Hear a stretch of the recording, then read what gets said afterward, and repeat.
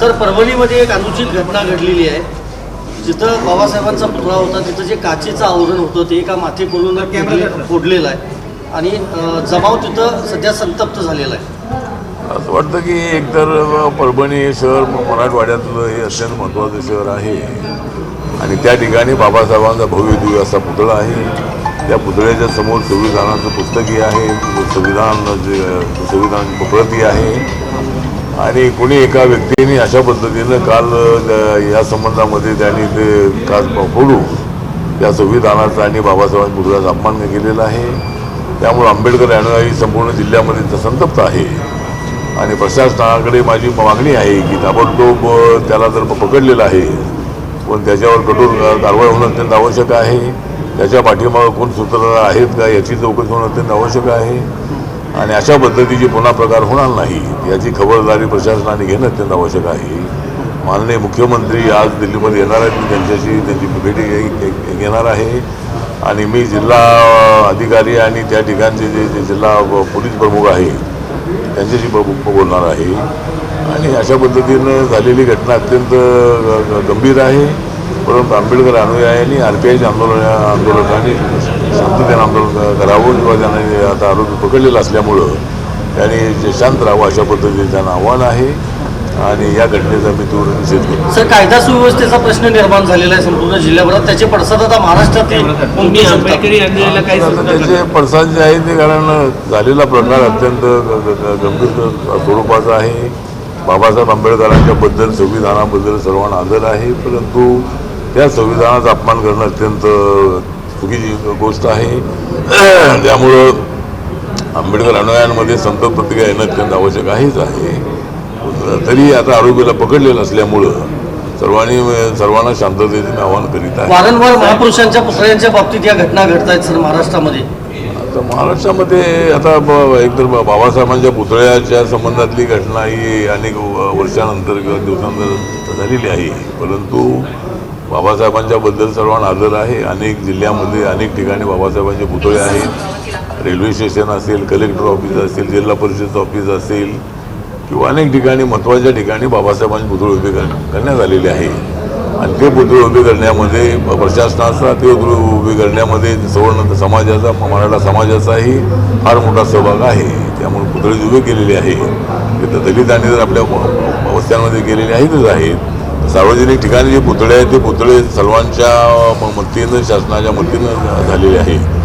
त्यामुळं अशा पद्धतीनं कुठल्याही पुतळ्याची विटंबना होऊ नये. बाबासाहेबांचा असो, महात्मा गांधींचा असो, छत्रपती शिवाजी महाराजांचा असो आणि कोणाचे पुतळे असो त्या पुतळ्यांची विटंबना होणं अत्यंत अयोग्य आहे आणि हे पुतळे सगळे प्रेरणा देणारे आहेत, आपल्याला दिशा दाखवणारे आहेत.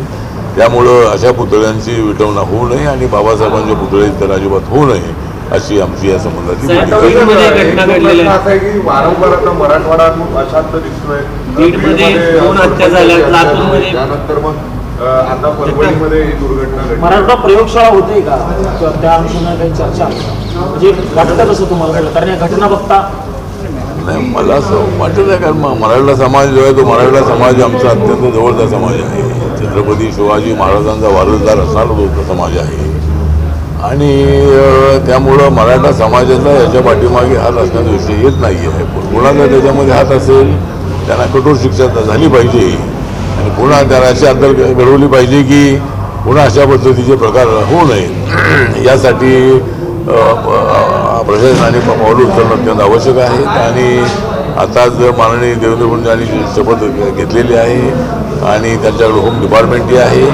त्यामुळे ते अत्यंत ॲक्टिव्ह असणारे मुख्यमंत्री असल्यामुळं नक्कीच ते या प्रकरणाची पूर्ण चौकशी करतील आणि जो आरोपी आहे आरोपीला कठोर अशा पद्धतीची शिक्षा होईल आणि इतर ठिकाणी वातावरण बिघडू नये याची काळजी प्रशासनाने घेणं अत्यंत आवश्यक आहे.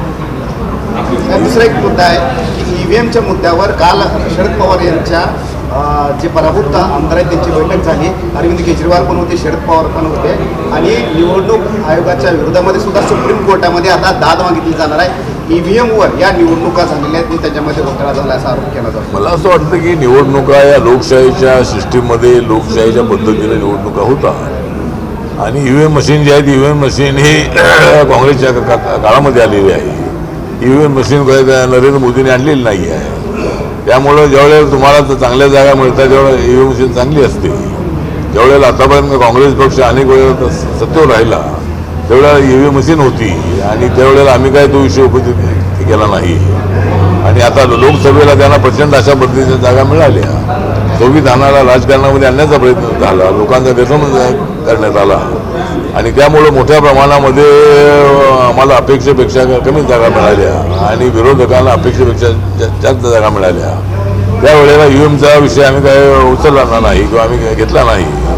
आम्हाला माहीत आहे की EVM मशीन जे आहेत EVM मशीन लोकांच्या भावनेवर किंवा लोकांच्या मनावर चालणारं मशीन आहे. त्यांना ज्या लोकांना जे वाटतं त्या व्यक्तीला त्या पक्षाला ते मतदान करत असतात. त्यामुळं EVM मशीनच्या संबंधामध्ये माननीय शरद पवार हे अनुभवी नेते आहेत. अरविंद केजरीवाल यांना तर एवढं मोठं यश मिळालेलं आहे. देशामध्ये सर्वात जास्त यश जे आहे ते आतापर्यंत अरविंद केजरीवालला मिळालेलं आहे. 70 पैकी 67 जागा या मागच्या वेळेला त्यांच्या निवडून आलेल्या आहे आणि एवढ्या जागा निवडून आल्या त्यावेळेला काही EVM मशीन त्यावेळेला चांगलं होतं. पण ज्यावेळेला आम्हाला तर जागा मिळतात त्यावेळेला EVM मशीन खराब असतं. आणि राजकारणामध्ये आता संविधानाला पण आणलं त्यामुळे तुम्हाला यश मिळालं नाही. आरक्षणाला तुम्ही त्या राजकारणात आणलं ते त्यामुळे तुम्हाला यश मिळालं नाही आताच्या निवडणुकीमध्ये. आणि आता EVMच्या पाठीमागे लागलेले आहे. त्यामुळं आपला पराभव त्याने मान्य करणं अत्यंत आवश्यक आहे. आणि EVM मशीन जर बदलायची असेल तर सर्वांनी मिळून ती बदलावी. बॅलेट पेपरवर पूर्वी निवडणुका होतच होत्या, त्यामध्ये अनेक काउंटिंगसाठी वेळ जात होता आणि त्यामुळं इतर देशामध्ये काही ठिकाणी EVM मशीन इलेक्शनमध्ये असायची आणि त्यामुळे EVM मशीन आपल्या देशामध्ये आलेली आहे. त्यामुळे EVM मशीन आम्ही आणलेली नाही आहे, EVM मशीन मोदी साहेबांनी आणलेली नाही आहे. त्यामुळे EVM मशीनवर आपल्याला मतदान नको असेल तर त्याच्यासाठी तो मोठा निर्णय घेणं अत्यंत आवश्यक आहे. म्हणणं आहे की एखादी निवडणूक बॅलेट पेपरवरती घेऊन दूध का दूधवर पाणी का पाणी का होऊ देत नाही.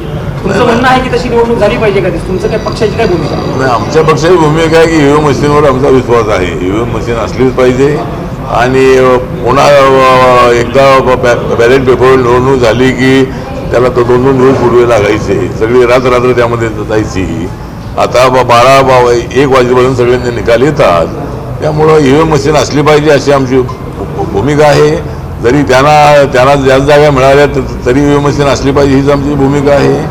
आम्ही झारखंडमध्ये त्यांना सत्ता मिळाली तिथं EVM मशीन चांगली होती, कर्नाटकमध्ये सत्ता मिळाली तिथं EVM मशीन चांगली होती, हिमाचल प्रदेशमध्ये त्यांना सत्ता मिळाली तिथं मशीन चांगली होती, लोकसभेला त्यांना एवढ्या जागा मिळाल्या त्यावेळेला EVM मशीन चांगली होती.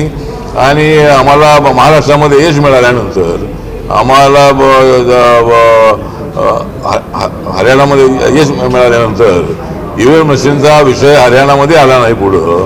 पण महाराष्ट्रामधले जे लोक आहेत एवढे प्रगल्भ असताना, एवढे विचारवंत असताना, पवार साहेबांसारखे अनुभवी लोक त्या ठिकाणी असताना EVM मशीनवरती विरोधकांनी अशा पद्धतीची भूमिका घ्यावी अत्यंत अयोग्य आहे.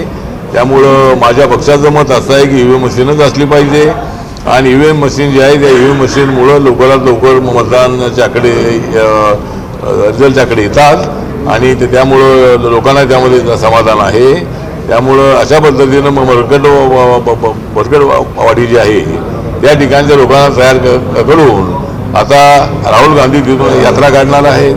राहुल गांधींनी किती यात्रा काढाव्यात, त्यांनी मागच्या वेळेला जाती जोडो यात्रा काढली, पण जाती तोडण्याचं काम राहुल गांधींनी केलेलं आहे. त्यामुळं आता राहुल गांधींना यात्रा काढण्याशिवाय दुसरा पर्याय अजिबात नाही आहे. तुम्ही EVM मशीनवर आता ते यात्रा काढणार आहेत, तुम्ही यात्रा काढत राहा. आम्ही लोकांची सेवा करण्यासाठी सत्तेवर आम्ही राहतो हीच आमची अपेक्षा आहे. वन नेशन वन इलेक्शन आणलं जाणार आहे याच अधिवेशनामध्ये असं सांगितलं जाते.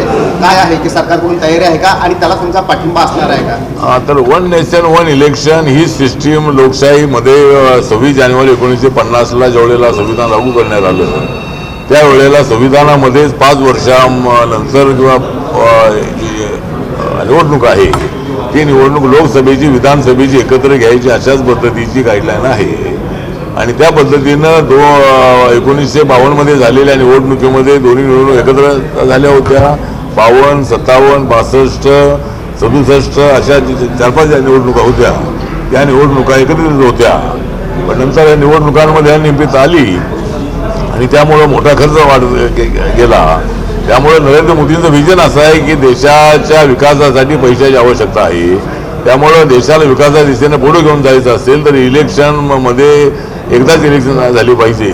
पुन्हा इलेक्शनसाठी खर्च करणं अत्यंत योग्य नाही. आणि त्यामुळं आता वन नेशन वन इलेक्शन ही जी नरेंद्र मोदी साहेबांची भूमिका आहे त्या भूमिकेला रिपब्लिकन पक्षाचा पूर्ण पाठिंबा आहे. घटनेमध्ये सुरुवातीपासून ही गाईडलाईन आहे एकत्रितपणे हे दोन्ही निवडणुका घ्यायच्या. त्यामुळे या निवडणुकीमध्ये कदाचित बिल येणे शक्यता आहे. ज्यावेळेला बिल येईल राज्यसभेमध्ये त्यावेळेला मी माझ्या RPIच्या वतीनं मी त्या बिलाला पाठिंबा देणार आहे. आणि वन नेशन वन इलेक्शन ही सिस्टीम पुन्हा लागू झाली पाहिजे. पण त्याच्यामध्ये काही टेक्निकल अडचणी असतील त्या दूर करणं अत्यंत आवश्यक आहे. अनेक वेळेला अनेक देशामध्ये अनेक राज्यामध्ये ज्या निवडणुका होतात त्याच्यामध्ये अनेक पक्षाचं एकत्र म्हणून सरकार होतं आणि एखाद्या पक्षाने पाठिंबा काढला की पक्ष त्या ठिकाणी तो सरकार बदलत असतं. त्यामुळे अशा अडचणी आलेल्या आहेत. त्याच्या संबंधामध्ये त्याच्यामध्ये अमेंडमेंट करत असताना या सगळ्या बारकाईनं सगळा विचार नक्की होईल अशी मला अपेक्षा आहे. आणि वन नेशन वन इलेक्शनला माझ्या पक्षाचा पूर्णपणे पाठिंबा आहे. देश विदेशातील प्रत्येक घडामोडींचे लाईव्ह अपडेट मिळवण्यासाठी आता साम टीव्हीच्या सर्व सोशल मीडिया प्लॅटफॉर्मला लाईक, फॉलो आणि सबस्क्राईब करा. तसंच सर्व नोटिफिकेशनसाठी बेल आयकॉन प्रेस करायला विसरू नका.